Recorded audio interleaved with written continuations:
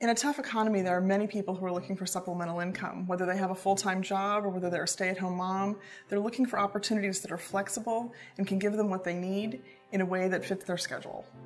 I'm Amy Robinson, and I'm the Senior Vice President and Chief Marketing Officer at the Direct Selling Association. Direct selling really is like being your own boss. You can choose your own hours, you can choose what days you work.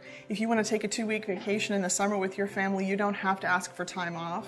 Direct selling has an economic impact far beyond the 16 million people who are involved in direct selling. They may make $29 billion worth of sales each year, but that doesn't even begin to account for all the people who are involved in getting those products to market. The people who are involved in the creation of those products, who are involved in manufacturing and transporting those products.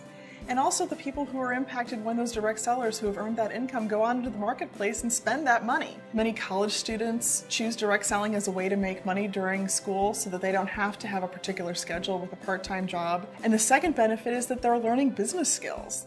They're learning marketing, they're learning how to make sales, they're learning how to keep paperwork. They're learning all the things that are going to be essential to them after they graduate from college and are out in the workplace. I often say that direct selling is the original social network. Now with Twitter and Facebook and so many different ways for people to communicate, direct sellers really have a worldwide marketplace.